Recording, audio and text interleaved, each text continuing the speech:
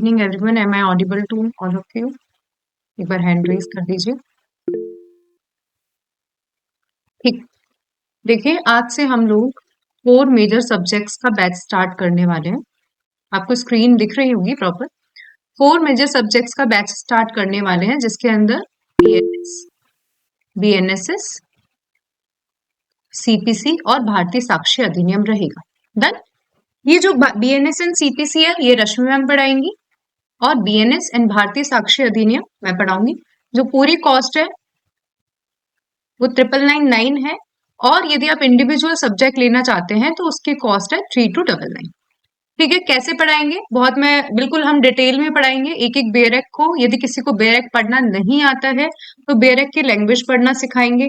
ठीक है, मेंस का क्या क्वेश्चन बन सकता है, प्री का क्या क्वेश्चन बन सकता है, और साथ ही में आपको मैं ये भी बता दूंगी कि कौन सी एमसीक्यू की बुक और कौन सी मेंस की बुक आपको लेनी है, ताकि आप सारे क्वेश्चंस जो भी आपके एग्जाम में आए उसका आंसर्स आप दे पाए। ठीक है, कितने महीने का कोर्स रहेगा? 2 से 3 महीने का कोर्स रहेगा। 2 सब्जेक्ट्स आपके साइमल्टेनियसली चलेंगे। ठीक है, अभी जो चलेगा वो भारतीय साक्ष्य अधिनियम है, एंड 8 से 9 जो चलेगा वो चलेगा भारतीय नागरिक सुरक्षा संहिता। ठीक है, रश्मि मैम पढ़ाएंगे उसको। आपको नोट्स भी दिए जाएंगे, रिकॉर्डिंग्स भी दी जाएगी। ठीक है, आ जाइए स्टार्ट करते हैं भारतीय साक्ष्य अधिनियम। डन। आप सभी को पता है कि न्यू क्रिमिनल लॉज आ गए हैं, एनफोर्समेंट में आ चुके हैं 1 जुलाई 2023 से। सब लोग अपना माइक मतलब ऑफ रखेंगे, किसी को क्वेश्चन पूछना है तो ही अपना माइक ऑन करिएगा। देखिए, 1 जुलाई 2024 से क्या आ चुके हैं? एनफोर्समेंट में न्यू क्रिमिनल लॉज आ चुके हैं। दिखने में ये भारतीय साक्ष्य अधिनियम है, ये दिखने में कितने सेक्शन लगते हैं? 170 सेक्शन। आपको दिखने में ऐसा लगता है कि बहुत इजी है, लेकिन सबसे कॉम्प्लिकेटेड सब्जेक्ट है भारतीय साक्ष्य अधिनियम। ठीक है, whether it is if we say about like CPC या क्रिमिनल प्रोसीजर कोड, बीएनएसएस या जजमेंट राइटिंग, ये बहुत अहम हिस्सा निभाता है। जजमेंट राइटिंग में आप यदि बात कहें तो हम यदि हमारे जजमेंट राइटिंग में हम प्रो हैं तो 60% हम जजमेंट राइटिंग किसके बेस पे लिख सकते हैं? भारतीय साक्ष्य अधिनियम के बेस पे लिख सकते हैं। ठीक है, तो ये सब्जेक्ट दिखने में छोटा है, कितना है? दिखता है कि 170 सेक्शन है। कुछ कुछ सेक्शन तो इतने छोटे छोटे हैं जो टिप्स पे याद हो जाते हैं, लेकिन हर एक सेक्शन में क्या है? ट्रिक है। आपको ट्रिक पता होनी चाहिए कि ये सेक्शन आया, क्रॉस एग्जामिनेशन हुआ या री एग्जामिनेशन हुआ, या इस व्यक्ति ने एफिडेविट दिया, क्या इसे यूज में लिया जाना है? इस व्यक्ति ने ये एविडेंस दिया या इस व्यक्ति ने ये चीज कही, क्या ये रेलिवेंट है? क्या इस चीज को या इस एविडेंस को कोर्ट में एडमिसिबल किया जाएगा या नहीं किया जाएगा? वो सब इस भारतीय साक्ष्य अधिनियम के अंतर्गत लिखा हुआ है। ठीक है, आ जाइए स्टार्ट करते हैं। कोई बताएगा कौन सा लॉ है भारतीय साक्ष्य अधिनियम? प्रोसीजरल लॉ है या सब्सटेंटिव लॉ है? कोई भी बता दीजिए। उम्मीद क्लास में है, मैंने देखा। Procedural law. प्रोसीजरल लॉ है, तो क्या इसमें सब्सटेंटिव लॉ की कोई सेक्शंस दिखता है आपको भारतीय साक्ष्य अधिनियम में? भारतीय साक्ष्य है, दिखता है, हमको पता है कि भारतीय साक्ष्य अधिनियम प्रोसीजरल लॉ है, लेकिन आपको इस जो अधिनियम में क्या आपको कहीं ना कहीं सब्सटेंटिव लॉ के बारे में दिखता है क्या? नहीं दिखता है? गरिमा मैम, कहाँ दिखता है? यस मैम, दिखता है। सेक्शन 121 इस्टॉपल। जब हम बात करते हैं इस्टॉपल की, पहले तो आप लोगों को ये पता होना चाहिए कि प्रोसीजरल लॉज क्या होते हैं और सब्सटेंटिव लॉज क्या होते हैं। बहुत सारे स्टूडेंट जो मेरे प्रीवियस स्टूडेंट रहे होंगे, हर फर्स्ट क्लास में मैं ये पढ़ाती हूँ कि सब्सटेंटिव लॉज क्या होते हैं, जो किसी के अधिकार लाइक राइट्स, लाइबिलिटीज या किसी भी चीज को क्या करते हैं? डिफाइन करते हैं या इनको एक्सटिंग्विश करते हैं। जैसे भारतीय न्याय संहिता, जब हम बात कहें भारतीय न्याय संहिता की, तो ये क्या है? सब्सटेंटिव लॉ है, क्योंकि जब हम इसमें देखते हैं तो क्या दिखा गया है? इसमें डेफिनेशंस दिखती है। क्या दिखती है? डेफिनेशंस दिखती है। लेकिन जब हम इसके प्रोसीजर की बात करते हैं तो किसी ने ये नहीं कहा भारतीय न्याय संहिता में कि चोरी हो गई, मतलब चोरी हो गई तो भारतीय न्याय संहिता में ये लिखा हुआ है कि चोरी को क्या मतलब किसे चोरी कहा जाएगा, लेकिन भारतीय न्याय संहिता में ये नहीं लिखा कि यदि किसी व्यक्ति ने चोरी कर ली है तो उसका आगे फर्दर प्रोसीजर क्या होगा, उसे जुडिशियल मजिस्ट्रेट के पास लेकर जाया जाएगा या कोर्ट ऑफ सेशन के पास लेकर जाया जाएगा या हाई कोर्ट के पास लेकर जाया जाएगा या उसकी एफआईआर लगेगी, कंप्लेंट लगेगी। तो ये प्रोसीजर किसमें बताया गया है, ये प्रोसीजर बताया गया है भारतीय नागरिक सुरक्षा संहिता में। तो प्रोसीजरल लॉ क्या होते हैं, प्रोसीजरल लॉ जहां प्रोसीजर बताया जाता है, लेकिन सब्सटेंटिव लॉ बिल्कुल ध्यान से सुनते जाइए। सब्सटेंटिव लॉ क्या होते हैं, जो किसी के अधिकार, किसी की लाइबिलिटीज को डिफाइन करते हैं, एक्सटिंग्विश करते हैं, डेफिनेशन बताते हैं। एक बार हैंड रेज कर दीजिए, समझ में आया? आगे लाइफ में मतलब आगे भी आप ध्यान रखना। यहाँ पे क्वेश्चन आता है कि भारतीय साक्ष्य अधिनियम भी एक तरीके का क्या है, प्रोसीजरल लॉ। ठीक है, ये आपका एक प्री का क्वेश्चन हो गया। भारतीय साक्ष्य अधिनियम क्या है, प्रोसीजरल लॉ है। दूसरा, भारतीय साक्ष्य अधिनियम लेक्स लोसी है कि लेक्स कोरी है? एक बार हैंड रेज करिएगा, कोई भी ऐसे डायरेक्ट मत बोलना। लेक्स लोसी लॉ है या लेक्स कोरी लॉ है? शालिनी मैम बताइए, लेक्स लोसी है या लेक्स कोरी लॉ है? Garima ma'am? Ma'am lex loci. Lex loci नहीं है, लेक्स कोरी लॉ है। गलत है ये आपका आंसर। ठीक है, अब किसी को पता है लेक्स लूसी और लेक्स फोरी, जो भी प्रोनाउंसिएशन होता होगा, मैं इस तरीके से बोलती हूँ, लेक्स लोकाय या लेक्स फोरी। किसी को पता है कि इन दोनों की डेफिनेशन क्या है, लेक्स लोसी एंड लेक्स फोरी? कोई भी बता सकता है? Ma'am, Lex Loci is land of law and Lex Fori is the law of forum. देखिए, लेक्स लोसी मतलब होता है law of location Yes, ma'am. और लेक्स फोरी क्या होता है, लॉ ऑफ फॉर्म। तो आप आज भी याद, आज के बाद सब जगह याद रखना, कभी भी आपके सामने पे का क्वेश्चन आ सकता है कि मोस्टली जो प्रोसीजरल लॉज होते हैं, whether it is limitation act, BNS, BNSS, BSA, CPC, ये क्या होते हैं, लेक्स कोरी। एक बार सब हैंड रेज करो। ये दूसरा प्री का क्वेश्चन आपका डन हो गया। ये एक प्रोसीजरल लॉ है। गरिमा मैम आपने तो पढ़ा हुआ है, ये इतनी बड़ी गलती नहीं करनी चाहिए थी। ये एक प्रोसीजरल लॉ है और ये क्या है, फोरी, मतलब फॉरम के अकॉर्डिंग, फॉरम जहां केस इंस्टीट्यूट हुआ है, जहां केस इंस्टीट्यूट हुआ है वहां के लॉज अप्लाई होंगे। ठीक है, तो हमने ये दूसरी बात याद करी कि भारतीय साक्ष्य अधिनियम एक प्रोसीजरल लॉ है, लेकिन इसके कुछ सेक्शंस लाइक सेक्शन 121 क्या है, सब्सटैंटिव लॉ है, जो किसके बारे में कहता है, एस्टोपल के बारे में कहता है। क्वेश्चन आता है कि एस्टोपल के बारे में कहता है तो क्यों सब्सटैंटिव लॉ है? क्योंकि जब हम एस्टोपल की बात करते हैं तो वो लॉ किस तरीके का लॉ है, वो किसी व्यक्ति को रोकता है। क्या रोकता है कि भाई आपने पहले कुछ कथन कह दिया है तो आप अपने बात से बाद में मना नहीं कर सकते हो। तो क्या कर दिया इसने, उसके राइट्स को क्या कर दिया, एक्सटिंग्विश कर दिया। क्या कर दिया, एक्सटिंग्विश कर दिया। तो ये मैंने आपको तीसरी चीज बताई। आ जाइए बेरेक्स में देखते हैं नोट्स में। सबसे पहले तो छोटी छोटी चीजें देख लेते हैं, बिल्कुल ध्यान रखने वाली बातें हैं। एक्ट नंबर भारतीय साक्ष्य अधिनियम 2023, ठीक है, सबको जानते हैं, मतलब जो भी स्टूडेंट्स लॉ के स्टूडेंट होंगे तो सबको पता है कि न्यू क्रिमिनल लॉस, नहीं भी पता है कि न्यू क्रिमिनल लॉस की एनेक्टमेंट डेट जब प्रेसिडेंट द्रौपदी मुर्मू जी ने साइन किए थे, वो कब किए थे, 25 दिसंबर 2023 को। ये आपका प्री का क्वेश्चन है, प्री का चौथा क्वेश्चन है कि क्या एनेक्टमेंट डेट है, तो सबकी सिमिलर ही है, तीनों न्यू क्रिमिनल लॉस की सिमिलर है, 25 दिसंबर 2023। और कब एनफोर्समेंट में आया, कब से लागू हुआ है, 1 जुलाई 2024 से क्या हुआ है, लागू हुआ है। ठीक है, एनेक्टमेंट डेट होती है जब गवर्नर प्रेसिडेंट क्या करते हैं, सिग्नेचर करते हैं। कमेंसमेंट जब से लागू होता है उसे क्या कहते हैं, कमेंसमेंट डेट, एनफोर्समेंट डेट कहते हैं। संपूर्ण भारत पर अप्लाई होता है। प्रोसीजरल लॉ है, कौन सा लॉ है, प्रोसीजरल लॉ है, लेकिन कुछ पार्ट सब्सटेंटिव है, जैसे कि सेक्शन 121 एस्टोपल। कितने चैप्टर हैं, पहले जब हम इंडियन एविडेंस, अब बात ये भी आती है कि मैम हमने तो इंडियन एविडेंस एक्ट पढ़ा है 1872, और ये भारतीय साक्ष्य अधिनियम 2023, इसमें क्या बदलाव है, मोस्टली सब सिमिलर है। 95, चलो 96% चीजें सिमिलर है, लेकिन कुछ कुछ चीजें ऐड हुई है, like electronic records, digital records. ठीक है, कुछ कुछ चीजें डिलीट हुई है। क्या डिलीट हो सकता है? Like telegraph message. ये जो चीजें पुरानी हो चुकी थी उन चीजों को हटा दिया गया है। ठीक है, तो कितने सेक्शन हुआ करते थे? 167 सेक्शन हुआ करते थे और 11 चैप्टर हुआ करते थे इंडियन एविडेंस एक्ट 1872 में।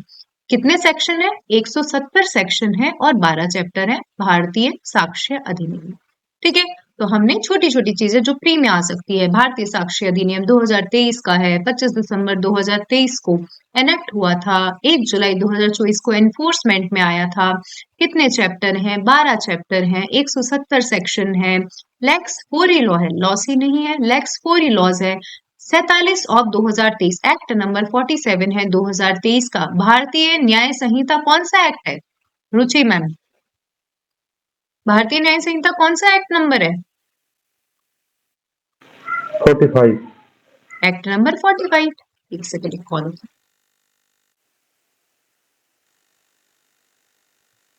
हाँ अंकल मैं ले लूंगी, ले लूंगी, आपने भिजवा दिया ना, कॉल कर लेंगे। हाँ ठीक है अंकल।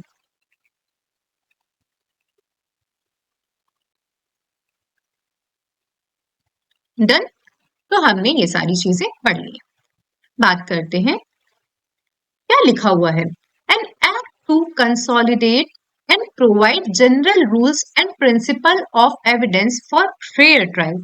देखिए, आप हर जगह की डेफिनेशंस में जब अभी देखेंगे, प्रीएम्बल देखेंगे हर एक्ट का, डिफरेंट डिफरेंट प्रीएम्बल दिखेगा आपको। कहीं पे आपको दिखेगा एन एक्ट टू कंसोलिडेट। अब आगे से कभी भी आप कोई भी नया लॉ पढ़े तो प्रीएम्बल को ध्यान से पढ़ना। An act to consolidate, amend, define, आप इस तरीके के शब्द देखेंगे CAD, consolidate, amend, define the law relating to criminal procedure, the law relating to Nyaya Sanhita. लेकिन यहाँ पे जो शब्द है ध्यान रखिए, भारतीय न्याय संहिता में क्या करा है, भारतीय साक्ष्य अधिनियम में एन एक्ट कंसोलिडेट कि इन्होंने क्या करा है, जो फेयर ट्रायल से संबंधित जनरल रूल्स हैं, प्रिंसिपल्स हैं, उन सबको क्या कर दिया है, कंसोलिडेट कर दिया। क्या कर दिया है? उन सभी को कंसोलिडेट कर दिया है। तो क्या लिखा है? एन एक्ट कंसोलिडेट मतलब सबको मर्ज कर दिया है। जो भी फेयर ट्रायल से रिलेटेड क्या थे, प्रिंसिपल्स थे, जनरल रूल्स थे, उनको क्या कर दिया है, कंसोलिडेट कर दिया। आगे कितने पार्ट्स हैं? पहले जब हम भारतीय मतलब उसकी बात करते थे इंडियन एविडेंस एक्ट की, तो उसके अंदर 3 पार्ट्स थे। तो मैम 4 पार्ट्स में क्यों डिवाइड कर दिया इसको? कुछ भी चेंज नहीं हुआ। ये जो फर्स्ट एंड सेकेंड पार्ट था, ये पहले एक पार्ट में दे रखा था। कितने पार्ट्स में दे रखा था? एक पार्ट्स में दे रखा था। इन्होंने इसको सेपरेट कर दिया है, part 1, part 2, part 3, part 4। Done. मैं आपको याद करवाऊंगी, फिर आपको मैं 5 मिनट का टाइम दूंगी, आराम से इनको याद करके आपको मुझे सुनाना है। देखिए, सबसे पहले पार्ट 1, सबसे पहले क्या है, पार्ट 1 में आप देखोगे प्रिलिमिनरी, जिससे रिलेटेड क्या क्या देखोगे आप, जो सब जगह होता है, शॉर्ट टाइटल, एक्सटेंट, ठीक है, और डेफिनेशन। ठीक है, ये याद रहेगा। पार्ट 1 में क्या चीज है, प्रिलिमिनरी है, जिसके अंदर short title, extent, commencement and definition आप देखोगे। फिर पार्ट 2 में क्या है, part 2 one of the most important parts, मतलब भारतीय साक्ष्य अधिनियम का ये क्या है, ये कम से कम हम बोल सकते हैं 70% पार्ट कवर करता है। क्यों करता है? रेलिवेंसी। कोई चीज कब रेलिवेंट है। आप सोचिए कि जब हम बात करेंगे भारतीय साक्ष्य अधिनियम में, तो हम एक शब्द देखेंगे, फैक्ट। क्या देखेंगे? फैक्ट। तो फिर हम फैक्ट की डेफिनेशन देखेंगे तो ये बताएगा कि हर चीज फैक्ट है, हर चीज फैक्ट है। क्या बोलेगा? लाइक पानी की बोतल फैक्ट है, पानी फैक्ट है, अलमीरा फैक्ट है, या कोई चीज पारुल बोल रही है वो फैक्ट है। तो ऐसे तो अनगिनत चीजें हो जाएंगी, इतनी सारी चीजें हो जाएंगी। तो ये क्या करता है, ये रेलिवेंसी ऑफ फैक्ट का जो चैप्टर है, ये जो चैप्टर 2 है, ये क्या करता है, लिमिटेड कर देता है कि कौन से फैक्ट क्या होंगे, रेलिवेंट, क्या होंगे, कौन से फैक्ट रेलिवेंट होंगे। आई होप आपको दोनों पार्ट्स याद होंगे। पहला पार्ट प्रिलिमिनरी, जिसके अंदर सेक्शन 1 से लेकर सेक्शन 2 आता है। दूसरा पार्ट बात करता है रिलेवेंसी ऑफ फैक्ट्स की, जिसके अंदर सेक्शन 3 से लेकर सेक्शन 50 आता है, जो बहुत इंपॉर्टेंट पार्ट है। जब भी हम पढ़ेंगे तो उसको एक एक चीज बहुत बारीकी से पढ़ना पड़ेगा हमको, क्योंकि इसके अंदर क्या कर दिया गया है, फैक्ट्स को लिमिट कर दिया, लिमिटेड कर दिया गया है। मतलब कोर्ट जब तक इस सेक्शन के अंदर नहीं आएगा ना, तब तक कोर्ट आपकी चीजों को सुनेगा नहीं, आपके जो तथ्य हैं, आपके तथ्यों को क्या नहीं करेगा, रेलिवेंट नहीं, मतलब एडमिट नहीं करेगा, वो देखेगा नहीं, जब तक इस चैप्टर के अंदर नहीं आता। अब तीसरी बात, तीसरा चैप्टर, ये पार्ट 3 ऑन प्रूफ, कितने चैप्टर है, 3 4 5 6। अब इसके अंदर क्या कहा जाता है, इसके अंदर वैसे तो एविडेंस का 70% पार्ट यहाँ कवर हो जाता है, लेकिन अदर चीजें भी तो होती है। क्या क्या चीज है कि ऐसे कौन कौन से फैक्ट्स हैं जिसको कोर्ट में प्रूफ करने की जरूरत नहीं है। जैसे गणतंत्र दिवस 26 जनवरी को आता है, कोई भी बताइए, गरिमा मैम, कहने को ये फैक्ट है, क्या कोर्ट में प्रूफ करने की जरूरत है क्या? No, ma'am. क्यों नहीं जरूरत, पढ़ा हुआ है आपने तो बताइए, क्यों जरूरत नहीं? मैम ये ठीक है। फैक्ट, हाँ, शब्द बताओ, क्या शब्द सुनना चाह रहा है एग्जामिनर की, क्यों जरूरत नहीं है इस फैक्ट को प्रूफ करने की कोर्ट में?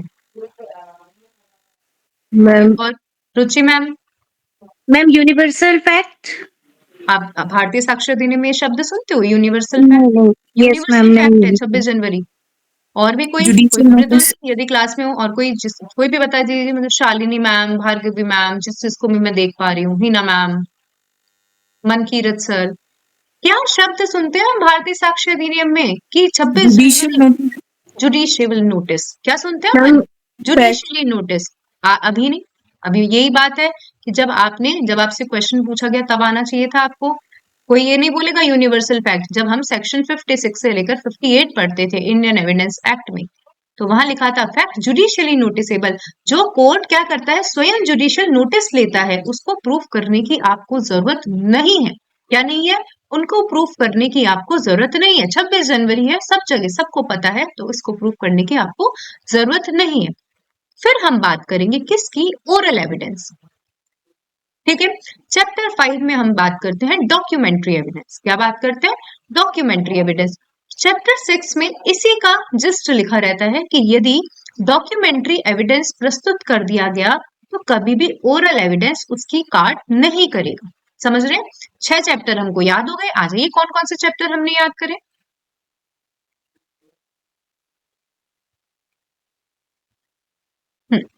Part 1, part 2, part 3। चैप्टर 1 सबको माइंड में याद रखना है। वो जो चार्ट मैंने आपको फॉर्मेट दिखा ना, वो सब याद रहेगा, एग्जाम में एकदम से याद आ जाएगा कि हाँ भाई 4 पार्ट्स में डिवाइडेड था। मैम ने यहाँ लिखा था चैप्टर 1 प्रिलिमिनरी, सेक्शन था 1 से 2। यहाँ पे दूसरा दूसरा चैप्टर क्या था, रेलिवेंसी ऑफ फैक्ट्स, पार्ट भी दूसरा था। चैप्टर 2 रेलिवेंसी ऑफ फैक्ट्स, ठीक है, और 3 से लेकर 50 तक सेक्शन थे। ठीक है, पार्ट 3, जो पार्ट 3 था, सबसे पहला पार्ट था कि facts not need to be proved. Chapter 3, facts not need to be proved, ऐसे फैक्ट्स जिनको प्रूफ करने की जरूरत नहीं है। Chapter 4, oral evidences. Chapter 5, documentary evidences. Chapter 6, exclusion of oral evidence from documentary evidence. की भाई एक बार यदि डॉक्यूमेंट्री एविडेंस दे दिया गया है तो ओरल एविडेंस उसकी काट नहीं कर सकते। एक बार सब हैंड रेज कर दीजिए। 6 के 6 चैप्टर आप लोगों को आई होप याद हो गए होंगे। ठीक है, सबको याद हो गए निकिता मैम? मतलब मैं मानती हूँ कि सबको याद हो गए होंगे जिस तरीके से हमने पढ़ा है। अब आ जाइए बाकी के 6 चैप्टर। बाकी के 6 चैप्टर कहाँ आते हैं? Part number 4। पार्ट नंबर 4 में बाकी के 6 चैप्टर आते हैं। तो सबसे पहला चैप्टर, जब आप चैप्टर नंबर 7 देखोगे तो लिखा हुआ है burden of proof. Chapter number 7, burden of proof. जैसे मान लीजिए आप देखोगे इसके अंदर कि मैं जा रही थी ट्रेन की टिकट लेकर, लेकिन बाय चांस गलती से गिर गई। एकदम से टिकट वो आया, चेकर करने आया, टीसी आया, टीटी आया, मुझसे बोलता है कि टिकट दिखाओ। मैंने क्या कहा कि सर मैंने तो टिकट खरीदी थी लेकिन वो खो गई। अब इस फैक्ट को प्रूफ करने का बर्डन किसके ऊपर है? क्योंकि टिकट तो वो क्या बोलेगा, जो टीटी है वो तो बोलेगा कि नहीं, हम तो यही मानेंगे कि आपके पास टिकट नहीं थी। तो इस फैक्ट को प्रूफ करने का बर्डन किसके ऊपर है? पारुल जैन के ऊपर है। चैप्टर नंबर 7 बात करता है किसका? बर्डन ऑफ प्रूफ की। किसकी बात करता है? बर्डन ऑफ प्रूफ की बात करता है। डन, मैं मानती हूँ याद रहेगा। चैप्टर नंबर 8, चैप्टर नंबर 8 किसकी बात करता है? चैप्टर नंबर 8 बात करता है एस्टोपल की। एस्टोपल की बात करता है चैप्टर नंबर 8। फिर देखिए, सब चीजें हमारी यहाँ तक खत्म हो चुकी है। एविडेंस में आए, एविडेंस बात हुई, क्या हुई? ये तो सारी चीजें पार्टीज वार्टीज से रिलेटेड बात हो गई। जब हम यहाँ तक बात करते हैं, पार्टीज से रिलेटेड बात हो गई। कौन आएंगे? अब आएंगे विटनेसेस। कौन आएंगे? विटनेसेस आएंगे। फिर क्या होगा? उनका एग्जामिनेशन। तो खत्म, चीजें खत्म हुई। यहां से चैप्टर 1 से लेकर चैप्टर 8 तक हमने सुना मोस्टली पार्टीज के बारे में। चैप्टर 9 में विटनेसेस, चैप्टर 10 में एग्जामिनेशन ऑफ विटनेसेस। ठीक है। चैप्टर 11, अब चैप्टर 11 में क्या हुआ? मान लीजिए कि कोर्ट ने जो चीज जरूरी थी वो नहीं ली और जो चीज नहीं जरूरी थी वो ले ली। तो chapter 11 improper admission and rejection और चैप्टर 12 रिपील्स एंड सेविंग। ठीक है। आई होप आपको याद हो गए होंगे, नहीं भी याद होते हैं। आ जाइए चैप्टर नंबर 1, ये पार्ट 1 है, ये पार्ट 2 है। देखिए क्या होता है जब हम ऐसे याद कर लेते हैं ना, तो एग्जाम में बाई चांस हमें सेक्शन नंबर भी याद नहीं है, सेक्शन नंबर भी याद नहीं है, तो हमें पता है कि इस दायरे के अंदर सेक्शन नंबर आएगा और आपको 4 ऑप्शन दिख जाएंगे तो आप सही आंसर लगा कर आ सकते हो। इसलिए चार्ट की इंपॉर्टेंस होती है। नोट्स कुछ भी नहीं है, ये बेयर एक्ट की कॉपी है, बेयर एक्ट की कॉपी है, लेकिन इसको चार्ट्स में डिवाइड कर रखा है। किसमें? फॉर्मेट्स बांट रखे हैं कि सेक्शंस को पार्ट्स में डिवाइड कर रखा है ताकि इजी वे में याद। Part 1, part 2, part 3, 4। ठीक है। पार्ट 1 प्रिलिमिनरी, चैप्टर 1, इसके अंदर एक चैप्टर है। Chapter 2 relevancy of fact, relevancy of fact. Chapter 3, ये जो पार्ट 3 है इसमें 4 चैप्टर है। हमें सब याद है कि 4 चैप्टर हमने कौन कौन से याद करे थे। Chapter number 3 facts need not to be proved, need not to be proved. Section number आप एक बार देख लेना, to be proved. Chapter number 4, क्या था chapter number 4 Ruchi ma'am? Ma'am proof by oral evidences. Oral evidence. Chapter number 5 documentary evidence. Chapter number 6 exclusion of oral evidence by documentary evidence. Chapter number 7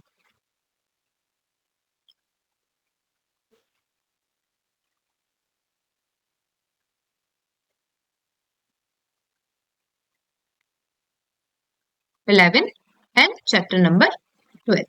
जब हम chapter number 7 की बात करेंगे, chapter number 7 है किसका? Parties का burden of proof, burden of proof. किसका? Burden of proof.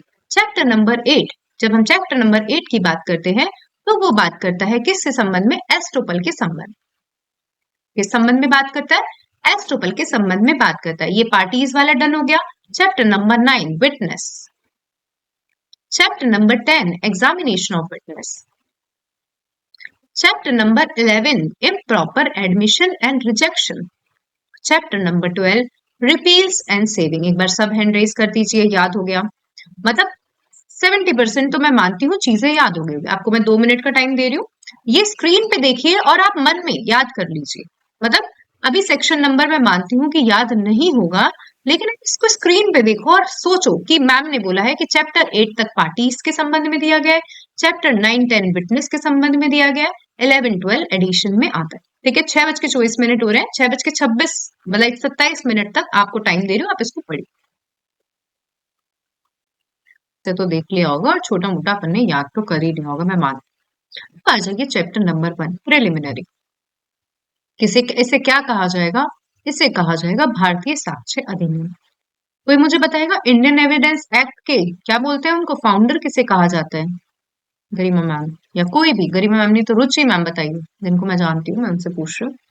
Indian evidence act के फाउंडर या कोई भी जिसे पता है एक बार हैंड रेज कर दीजिए। शालिनी मैम, शालिनी व्यास मैम, आवाज नहीं आ रही आपकी, कोई भी बता दीजिए। मैम पूरा नाम तो नहीं पता बट स्टेफिन समथिंग है। जेम्स वेटस्टैफी, ठीक है। तो ठीक है, इंडियन एविडेंस एक्ट 1872 था, अंग्रेजों के जमाने का था। इन्होंने, ठीक है, कहते हैं कि काफी चीजें चेंज हुई है, लेकिन मैं बताती हूँ आपको, जब हम भारतीय नागरिक सुरक्षा संहिता की बात करते हैं ना, तो उसमें बहुत सारी चीजें चेंज हुई है। लेकिन बीएनएस और बीएसए, इसमें तो 95% सिमिलर चीजें हैं, और इसमें हम मान सकते हैं 80, 88, 89% चीजें सिमिलर। बाकी पुराना का पुराना एज इट इज क्या है, उतर के आ गया। तो देखिए, भारतीय साक्ष्य अधिनियम कहा जाएगा, ये संपूर्ण भारत पर अप्लाई होगा, संपूर्ण भारत पर अप्लाई होगा। लेकिन अब क्वेश्चन आता है कि कहाँ अप्लाई नहीं होगा और क्या चेंज हुआ है, क्या चेंज हुआ है इंडियन एविडेंस एक्ट से इसमें।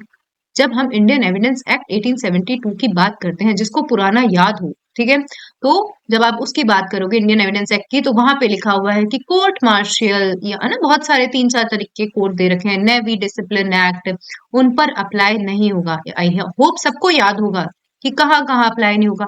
लेकिन वो चीजें यहाँ से हटा दी गई है। क्या, यहाँ पे इन्होंने साफ साफ बोला कि ये संपूर्ण भारत पर अप्लाई होगा, सारे जुडिशियल प्रोसीडिंग्स पे अप्लाई होगा, इंक्लूडिंग कोर्ट मार्शियल। ठीक है, तो वो एक्सेप्ट नेवल डिसिप्लिन एक्ट जितना मैं यार रिकॉल कर पा रही हूँ, ठीक है, वो सारी चीजें यहाँ से हटा दी गई है। ठीक है, तो आगे आप कंफ्यूज नहीं होना है। और कहाँ अप्लाई नहीं होता, affidavit presented to court, any court or officer, जो भी एफिडेविट्स होते हैं उन पर ये अप्लाई नहीं होता है। तो यहाँ पे एक क्वेश्चन आता है कि ऑर्डर 19 एफिडेविट, बीएनएस इसका याद नहीं आ रहा, 295, 296 सीआरपीसी और सेक्शन 30 सीपीसी। यहाँ पे तो लिखा हुआ है कि कोर्ट कभी भी किसी भी टाइम पर एफिडेविट मांग सकता है। तो जब एफिडेविट पे एविडेंस अप्लाई नहीं होता है, तो क्यों ऑर्डर बनाया गया, ये क्यों सेक्शन बनाया गया, कोई बता सकता है? कोई भी? मैम क्योंकि ये एविडेंस एक्ट जो है ये सिविल और क्रिमिनल दोनों प्रोसीडिंग्स पे लागू होता है, और वो एक्सप्रेसिवली सिविल के लिए बोला गया है एफिडेविट का कंसर्न। ऐसा कुछ भी नहीं है, वहां स्पेसिफिकली लिख रखा है कि कोर्ट मांग सकती है। ठीक है, कोर्ट मांग सकती है। यहाँ तो इन्होंने लिख दिया कि एफिडेविट प्रेजेंटेड, ठीक है, हाँ, शिवांगी मैम सही बोल रहे हो। तो यहाँ तो इन्होंने लिख दिया affidavit presented to any court or officer, ये आपका इंटरव्यू का क्वेश्चन बन सकता है। तो ये फालतू में बनाए गए हैं क्या? ऑर्डर 19, सेक्शन 30, 31 आप देखोगे, और सेक्शन 295, 296 सीआरपीसी।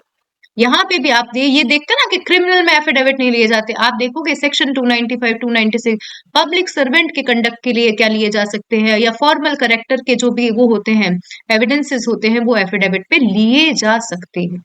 ठीक है, तो सपोर्टिंग करेक्टर में काम आते हैं। तो ये चीज यहाँ पढ़ने के साथ साथ देखो, यहाँ लिखा हुआ है, नीचे लिखा हुआ है कि कहाँ अप्लाई नहीं होता। सबसे पहले हमने कहा कि संपूर्ण भारत पर अप्लाई होता है, including judicial proceedings, including judicial proceedings. ठीक है, फिर मैंने कहा कि कहाँ apply, but including court martials, कहाँ अप्लाई नहीं होता, एफिडेविट प्रेजेंटेड और proceeding before arbitrator, proceeding before arbitrator, इन पर भी अप्लाई नहीं होता है। ये आपका पहला क्वेश्चन तैयार हो गया है, चाहे मीन्स में आए चाहे प्री में आए, कि इंडियन एविडेंस एक्ट कहाँ अप्लाई होता है और कहाँ अप्लाई नहीं होता है। तो मैंने 3-4 चीजें बताई आपको, लेकिन जो पुरानी सेक्शंस हैं, पुराना अपना इंडियन एविडेंस एक्ट है, उसको भूल जाना, क्योंकि उसके अंदर बहुत सारे ऐसे एक्ट्स दिख रखे थे जहां पर इंडियन एविडेंस एक्ट अप्लाई नहीं होता था। ये सारी चीजें यहाँ से हटा दी गई है, रिमूव कर दी गई है।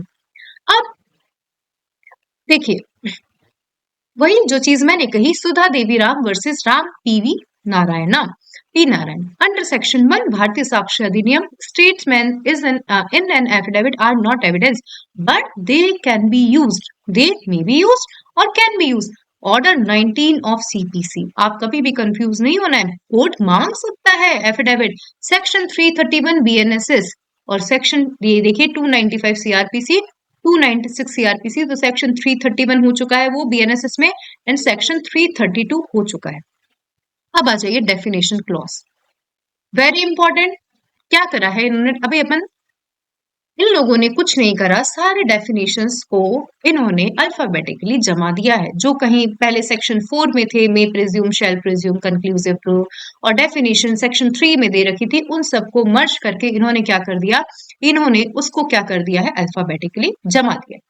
सबसे पहले डेफिनेशन है 2A, इसको एक बार देख लेंगे, यहाँ देखते हैं, सही भी करना है, फिर इसको बोल रखिएगा।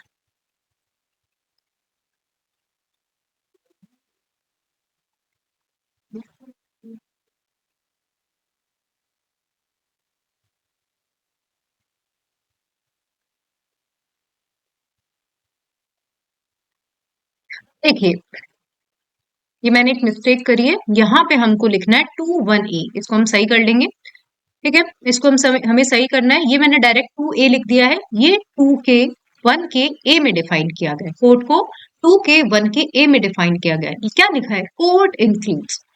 यहाँ पे क्वेश्चन आ रहा है कि कोड आप किसको बोल रहे हो, बार बार आपने कहा कोड, तो कोड किसको बोल रहे हो, तो इन्होंने कहा कोड का मतलब, जब भी हम बात करेंगे कोड की, तो हम ऑल जजेस, जो जजेस किस में बोलते हैं, सिविल में बोलते हैं। यदि किसी को नहीं पता हो, वैसे मैं मानती हूँ सब इंटेलिजेंट है, लेकिन नहीं पता हो तो जब हम सिविल में बात करते हैं तो बात करते हैं सिविल जजेस, और मजिस्ट्रेट हम बात करते हैं क्रिमिनल में, ठीक है।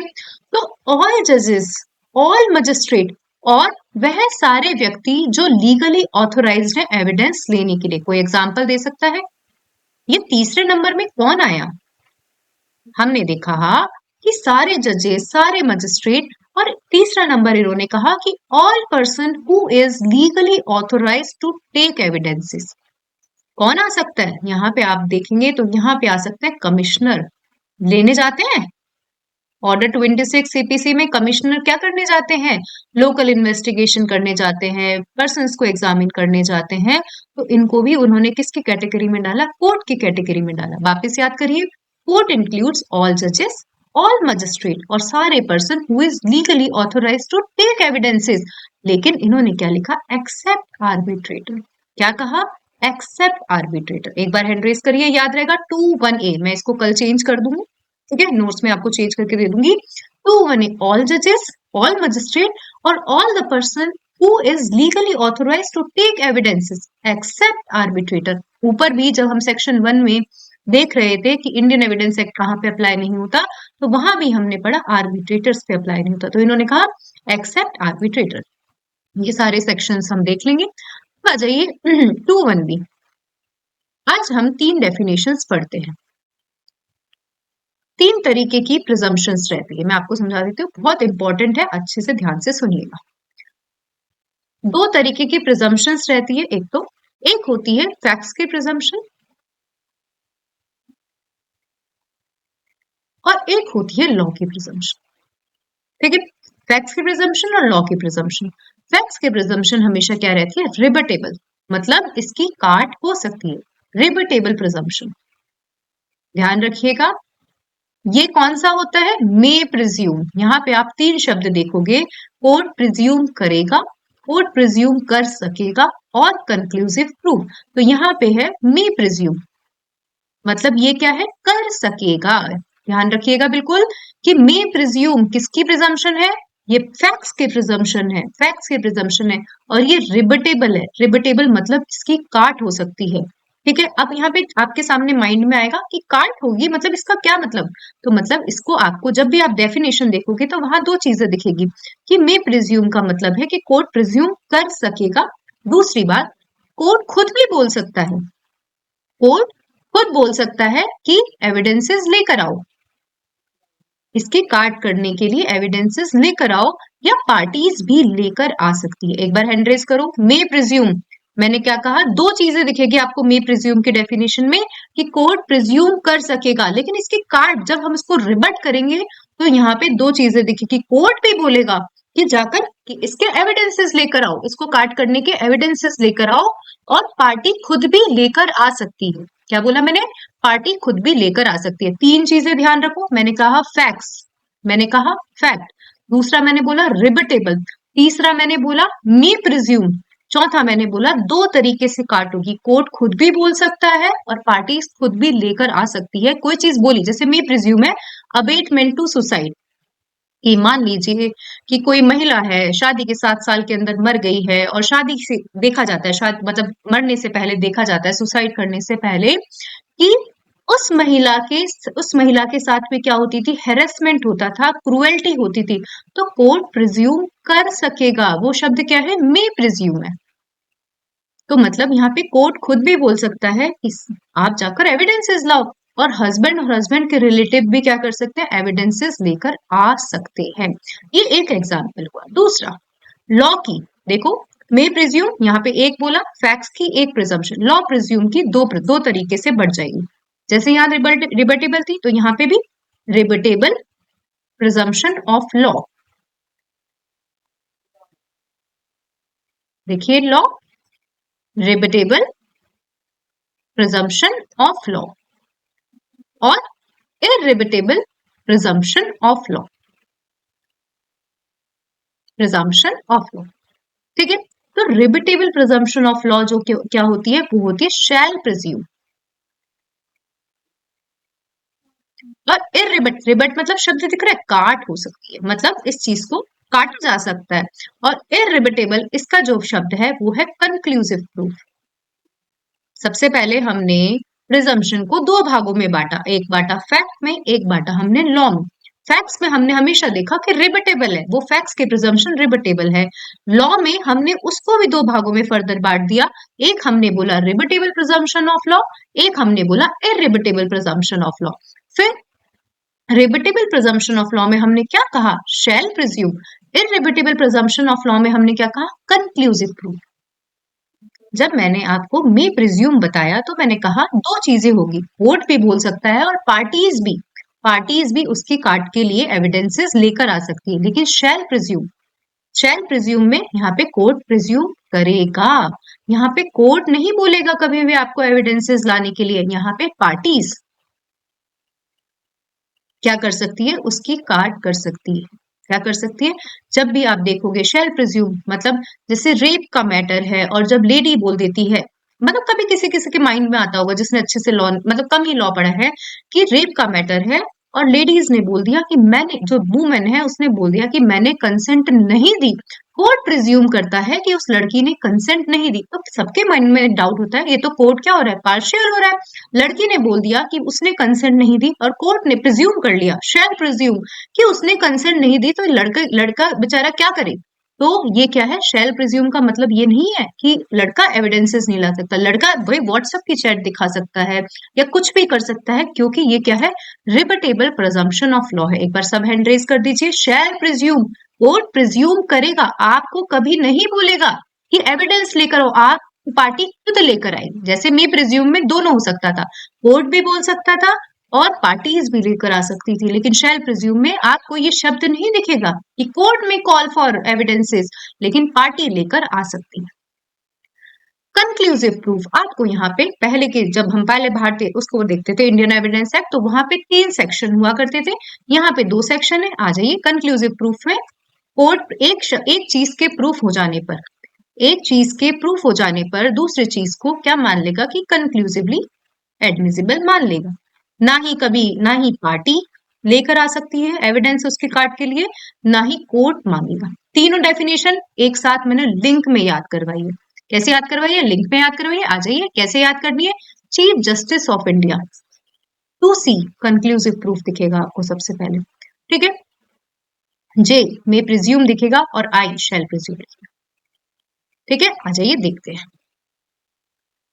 सबसे पहले हम देखो कंक्लूसिव प्रूफ से याद कर लेते हैं। मैंने क्या कहा, मैम HLB हो गया है अभी ये, क्या बोल रहे हो, HLB हो गया अच्छा, है फिर ये। मैंने इसको या तो कुछ एक बार मैं वापस चेक कर लूंगी, मैंने इसको कुछ जी गलत जी पढ़ा। CGI मैंने किसी और चीज के लिए याद करा था, डिसप्रूव्ड के लिए याद करा था। देखिए ये HLB हो गया है,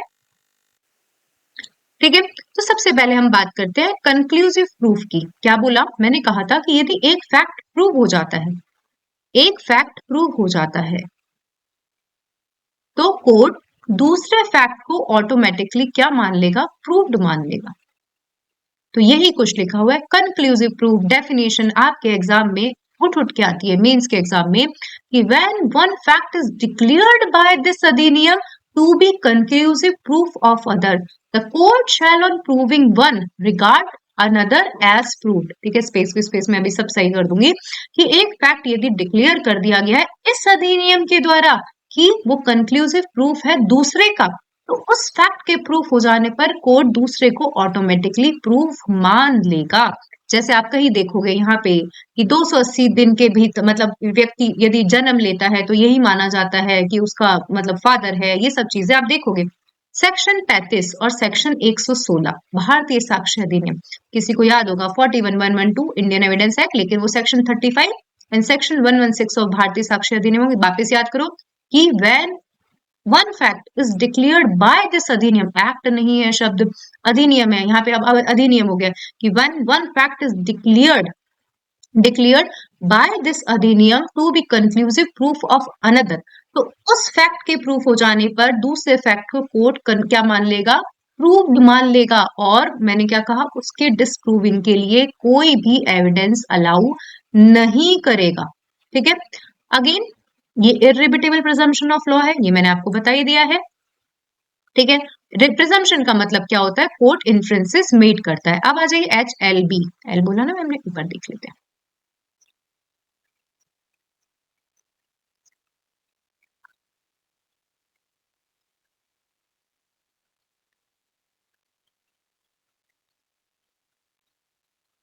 देखिए, मे प्रिज्यूम, पहले तो शब्द याद कर लेना, वहां पे क्या लिखा था कि when a fact is declared, क्या शब्द लिखा था वहां पे, डिक्लेयर्ड।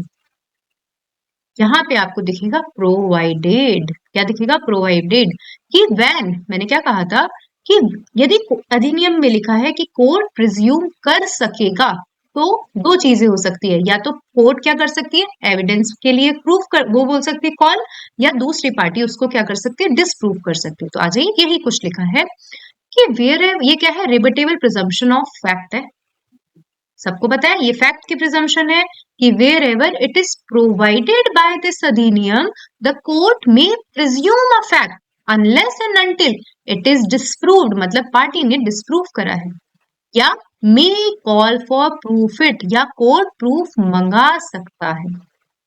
ठीक है, तो वापिस कि whenever it is provided by this अधिनियम the court may presume unless and until it is disproved, मतलब दूसरी पार्टी इसको डिस्प्रूव ना कर दे, और मे कॉल फॉर प्रूफ, मतलब प्रूफ मंगा सकता है इसके लिए, और सब चीजें, ये प्रिजम्पशन ऑफ फैक्ट है, ये मैं आपको बता चुकी हूँ।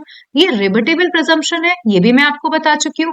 और ये किसके आधार पर रहती है, जैसे पानी बहता है, पानी बहता है, ये नेचर है पानी का, तो ये मे प्रिज्यूम है। तो कोई आकर बोल दे कि सर उस टाइम ऐसा था कि -0 डिग्री टेम्परेचर था और ये पानी जम गया था, ठीक है, तो जनरल प्रिजम्पशन क्या है कि पानी किसमें है, तरल फॉर्म में है, पानी लिक्विड फॉर्म में है।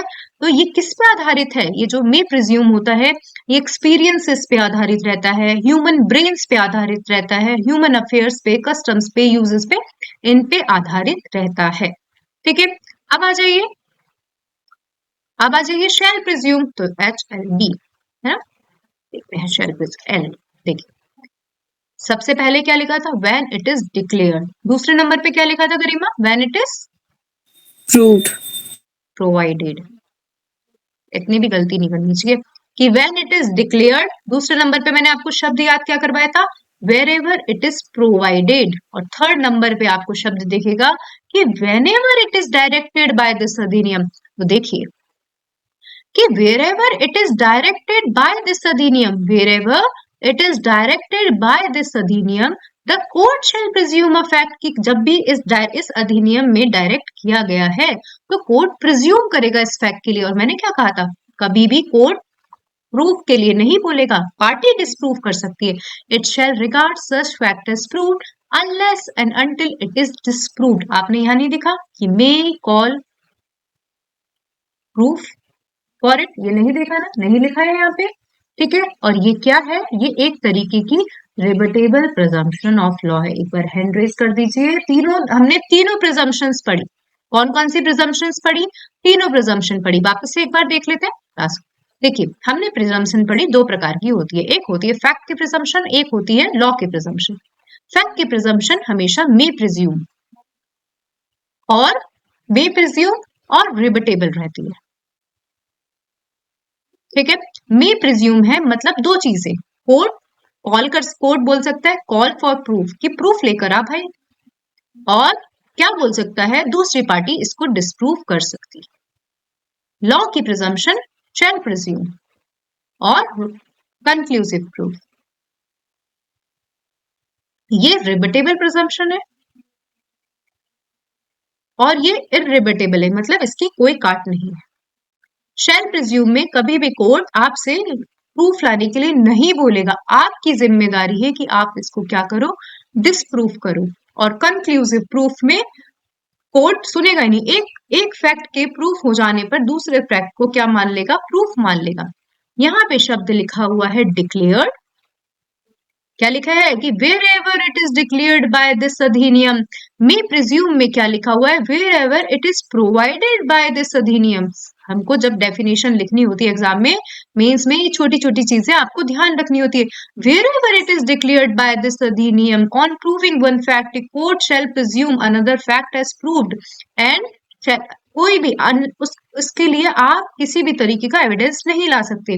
कि may presume में लिखा है कि whenever it is provided by this अधिनियम the court may presume a fact unless and until it is disproved और may call for proof of it। और shall presume में लिखा हुआ है कि wherever it is directed by this अधिनियम the court shall presume a fact unless and until it is disproved। लेकिन यहाँ पे ऐसा कोई शब्द नहीं है may call proof for it। एक बार सब हैंड रेज कर दीजिए, मैं मानती हूं सबको ये प्रिजम्पशन बहुत इंपॉर्टेंट है। प्रिजम्पशन का मतलब क्या होता है ये भी बता देते हैं। प्रिजम्पशन का मतलब है कोर्ट इन्फ्रेंसेस मेड करता है, इन्फ्रेंसेस मेड करता है। ठीक है, अब आ जाइए और देखते हैं।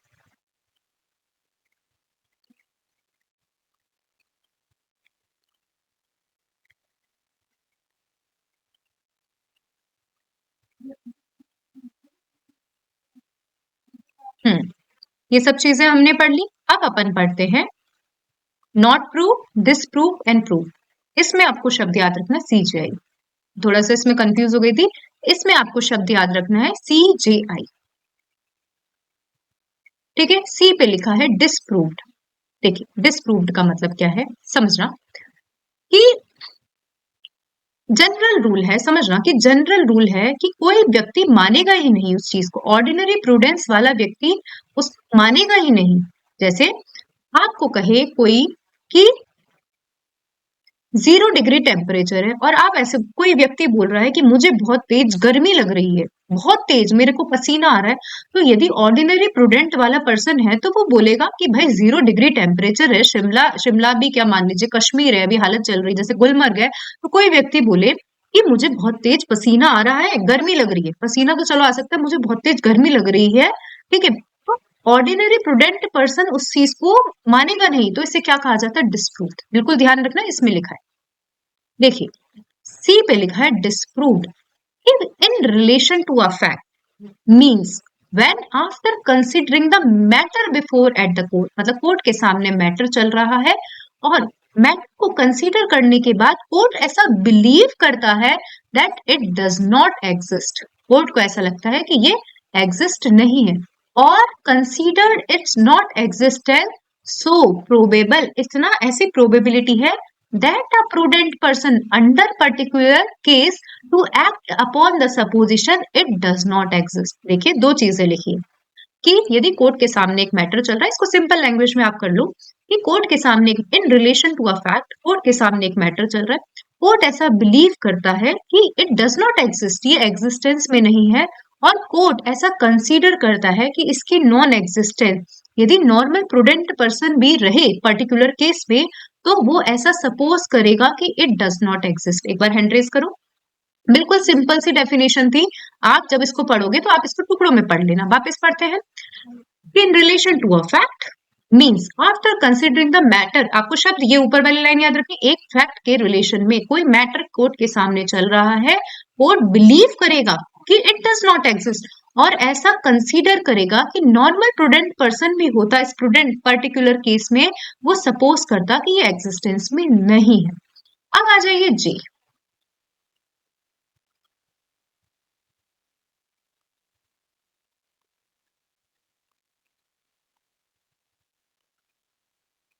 देखिए आई बाद में पढ़ेंगे, पहले पढ़ते हैं जे।